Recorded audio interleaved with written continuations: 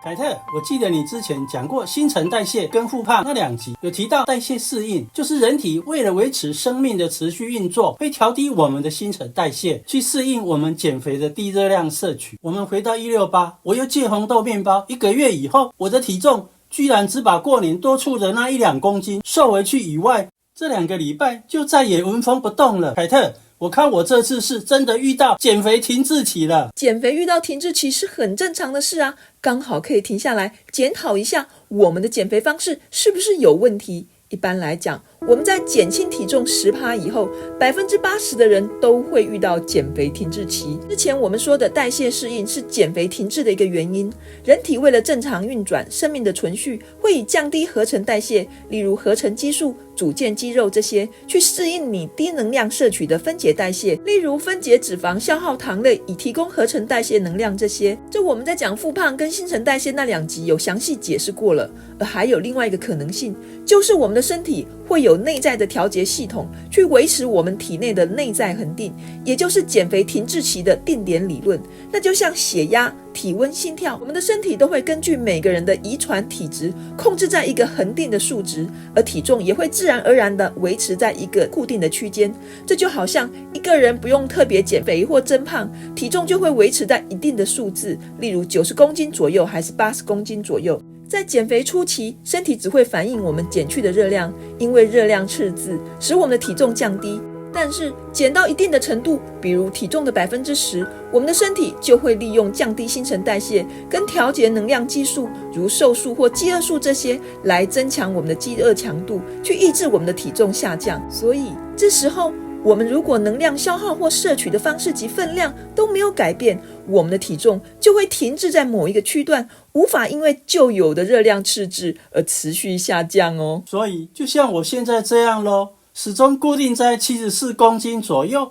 怎样坚持之前的减法也无法打破僵局。其实不管是代谢适应或是定点理论，都是人体一种自我保护的机制。因为人体对目前的能量减少直觉反应就是饥荒，就是食物匮乏，所以人体当然要未雨绸缪，使出抵御机制来防止能量短缺所带给人体进一步的伤害。而这些机制可能包含我下面所讲的这些手段。首先是甲状腺素浓度下调。甲状腺素是调节基础代谢率的重要激素，在热量赤字状态下，甲状腺素浓度会降低，以降低诸如合成激素、组建肌肉这些合成代谢为手段，从而减少热量消耗，去维持身体的正常运作。其次是瘦素浓度也会降低。瘦素是我们常常提到的，它是一种由脂肪细胞所分泌的激素，是一种脂肪量表，可以抑制食欲和增加能量的消耗。当我们身体体重减轻，脂肪减少，身为脂肪量表的瘦素浓度降低是再正常不过的事。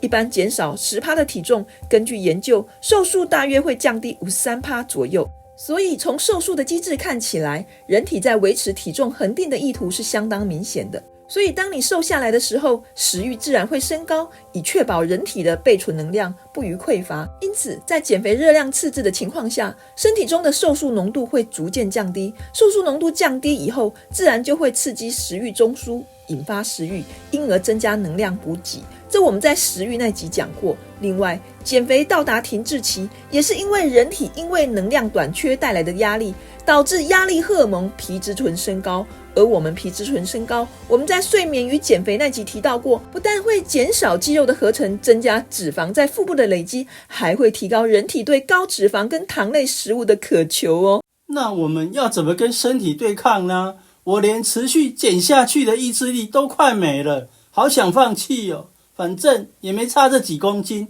我一定要坚持下去吗？当然要继续坚持啊！你不要忘了你的内脏脂肪数值很高耶。而减肥停滞期如果没有好好克服的话，接下来要面对的就是复胖，就像你过年期间所经历的那些。根据美国俄亥俄州哥伦布电报提到，专精于减肥药开发的诺和诺德药厂曾在2016年左右在美国进行一项人类学研究，发现许多受肥胖影响的人经常会经历体重减少和增加的循环，而这个循环的阶段包括充满动力的决定性时刻，感觉该为自己的体重做出什么贡献，之后就会进入选择目标和实践方法的考虑期，再来就是第3阶段，就是自信与兴奋的动力期，发现自己的体重已经降下来，感到很高兴。但是经过这个时期，很快就会迈入第4个阶段，也就是高原期。减肥变得越来越困难，体重数字降不下来，也就是我们所谓的停滞期。这个阶段过不去，很快就会进入第5个阶段，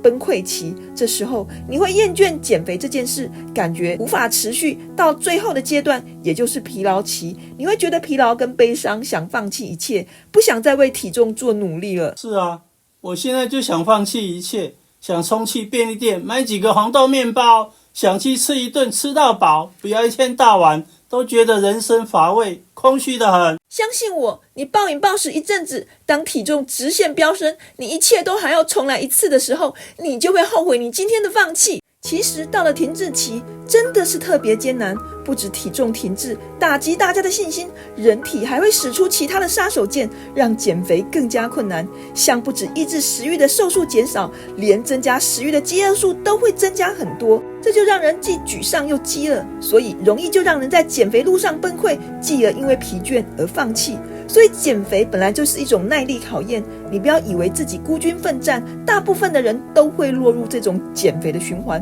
不断跟自己发誓，又不断因为遇到困难而放弃，而其实这主要是因为信心的打击。试想，你如果不要把体重停滞期当回事，还是坚定义无反顾地走下去，永远不要跨到崩溃期，那是不是就可以成为减肥成功的少数人呢？可是我现在还是很沮丧，我该怎么办呢？就像我们克服糖瘾那集中讲到的，在戒糖的过程中，我的多巴胺如果被剥夺了，那我怎么从减肥中得到快乐呢？其实啊，有时候有限度的放松是必要的。像你想吃红豆面包，我可以陪你一起去吃，我们一人一半，然后我再陪你走路走个1小时。你想放纵一下，吃点好吃的，我也可以陪你上馆子，但不要吃到饱。对于美食，我们浅尝即可，不要报复性的狂吃，才能避免热量爆表、体重反弹。吃完之后再多运动运动即可，千万不要情绪性的放弃减肥啦。